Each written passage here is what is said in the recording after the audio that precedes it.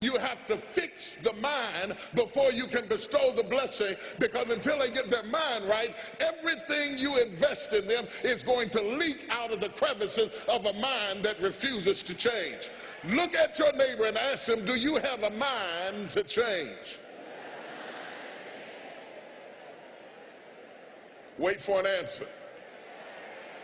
If they say no, drag them to the altar. Tell them they got till midnight to get that fix.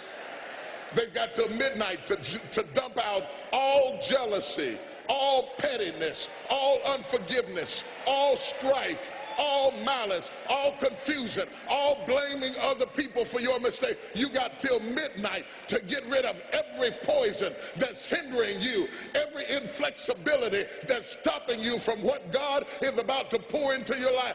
Woe be unto you if you go into another year and waste another year with the old mentality while somebody's in the hospital begging God for the opportunity that you have right now. You better step into this moment.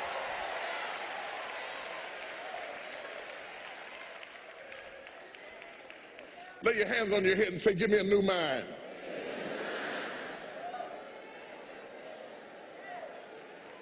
Give me a new mind means give me a new perspective. Give me a new perspective. Give me a new way of looking at my situation. Give me a new way of looking at my circumstances. Get my mind ready for this year, because when I get this year, there's going to be blessings, there's going to be miracles, there's going to be opportunities. Oh yes, it's going to be some struggles, it's going to be some challenges, it's going to be some tests, but even the struggles are an opportunity for me to show off the victory if my mind can handle the change.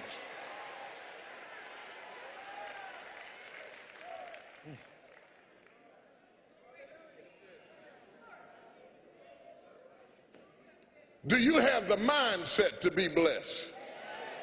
You have to decide to be blessed. You have to decide, you know what, this is a day that the Lord has made. I will rejoice and be glad. I will rejoice. I, as an act of my will, I've decided I'm going to rejoice. I made up my mind. I'm going to be happy. I made up my mind. I'm going to enjoy. I'm as healthy as I'm going to be. I'm as young as I'm ever going to be. I can't get any younger. I can't roll the clock back. With what I got left, I'm going to maximize this. I will rejoice. See, that's getting on somebody's nerves right now, because that old mind can't rejoice. No, not me. I can't rejoice. I'm still angry. I'm not going to rejoice till they apologize. I'm not going to rejoice until he leaves that other woman. I'm not going to rejoice until my children appreciate me. You are wasting time. You have to let the past go and step over into the future and say, I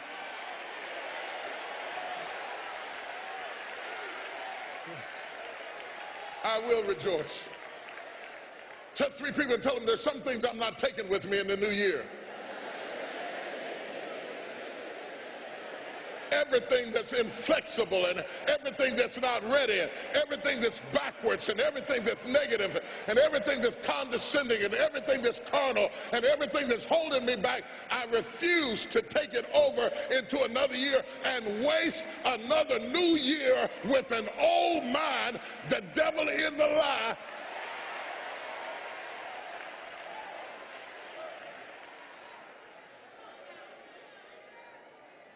Am I preaching right tonight?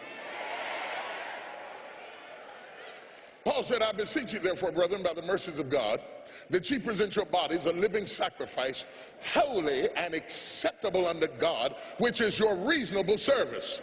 Then he says, and be not conformed, or in other words, to this world. Don't shape yourself around the comings and goings of this world. Don't shape your opinions and your attitudes around circumstances that you cannot change.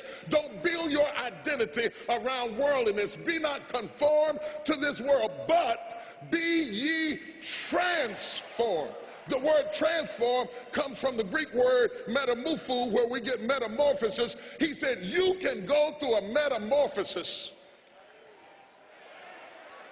a complete transformation, not because it's January 1, but by the renewing. Woo. If you knew what I dropped on you just there, you'd just be shouting right now. Dorothy, I want to tell you, you could have been home a long time ago. As soon as you decide to stop looking for answers in other people and miracles somewhere down the yellow brick road and click the heels of your mind and set your affections on things that are above, you could have been free years ago.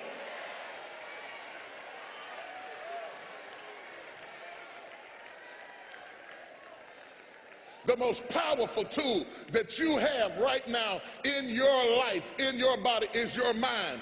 And your mind is so strong and so powerful that the Bible said it is with the mind that we serve the Lord. Say that with me. It is with the mind that we serve the Lord. That's why the enemy fights you in your mind. He fights you in your mind. For as a man thinketh in his heart, so is he. The devil doesn't have to tie you up for you to be bound. He just has to tie up your head with stress, with worry, with aggravation, with low self-esteem, with pettiness, with anger, with hostility, with rebellion, and he can make you physically sick because your mind is sick. But somebody in here tonight is about to get a miracle in your head.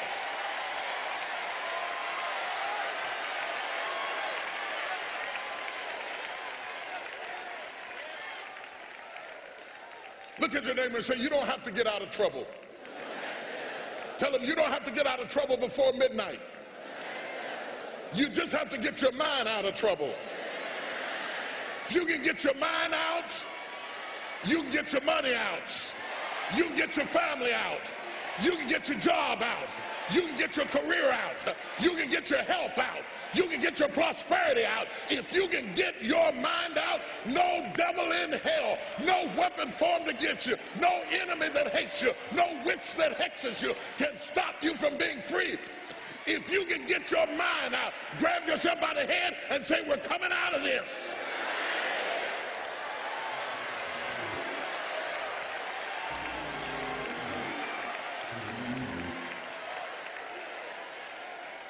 Slap somebody and say, I'm coming out head first. Yeah, I'm coming out head first.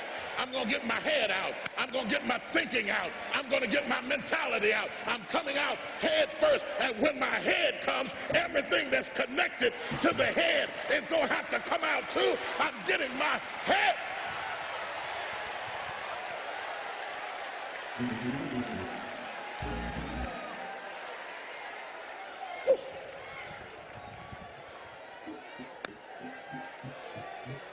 Be ye transformed by the renewing of your mind. Not by the clock striking 12, but by the renewing of your mind. I'm going to tell you why watch night is going to have meaning to you. Not because it's midnight, but because some of you have gone through so much hell last year that the trouble you went through forced you that you know you can't go into the future thinking like you were thinking and feeling like you were feeling. You are forced to the point that you have got to get your head out first and everything else is going to follow. Who am I talking to tonight?